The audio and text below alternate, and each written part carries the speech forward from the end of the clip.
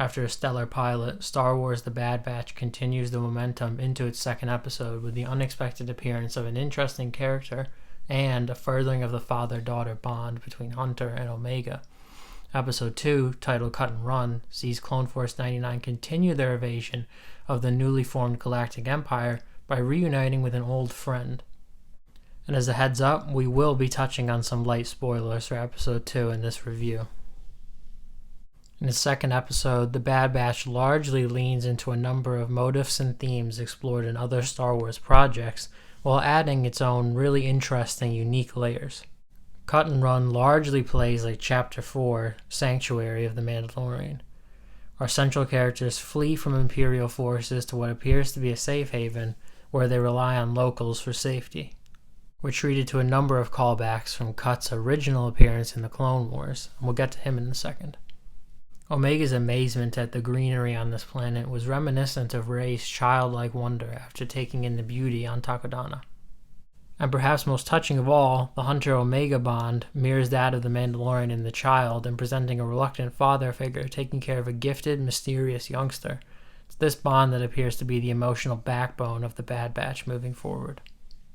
Omega has an immediate, intangible connection to Clone Force 99, in particular Hunter. But Hunter, being a renegade clone on the run from the most powerful entity in the galaxy, wants to protect Omega and thinks she'll be better off with Cut and his family. The parallels between this and The Mandalorian are striking, and perhaps some may find the two projects to be a little too similar, but at least for the time being, their relationship is really captivating. Also captivating is Omega as a character herself. Her inclusion in the series, as evidenced by her role in Cut and Run, excels on a number of different levels. Omega is somewhat of the audience's entry point into the Bad Batch. This crew are hardened, experienced soldiers, each with their own unique abilities and personalities. They're seasoned products of war, but Omega is not at all. She enters the scene with bright, curious eyes. She is taking in these new characters and this new world just like we are. In addition, Omega's appearance in promotional material for the series led to much fan speculation, and after 2 episodes, much mystery still surrounds the new member of the Bad Batch. Star Wars always excels in presenting these mystery boxes to unfold, whether it be Rey's parentage in the sequel trilogy or everything to do with Grogu in The Mandalorian. Omega adds a certain intrigue and gravity to the Bad Batch. This is not just a story of clones post-Order 66, which would be incredibly interesting on its own. This is also a story that appears to have broader relevance with more wide-reaching implications that we are yet to realize. One of the highlights of Cut and Run is the title character, Cut, and how the Bad Batch's interactions with his family provide insight into the quickly changing structure of the galaxy.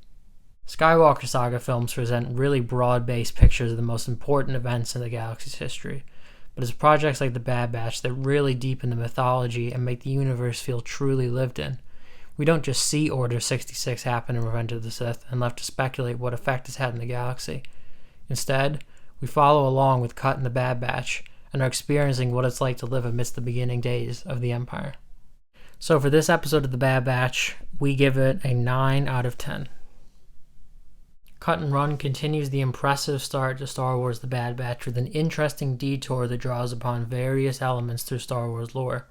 The episode excels in its depiction of the growing father-daughter bond between Hunter and Omega, while depicting what it's like to experience the change from Republic to an Imperial rule. Thanks so much for listening, everyone. Stay tuned to Star Wars Holocron for more coverage of the Bad Batch, and as always, may the Force be with you.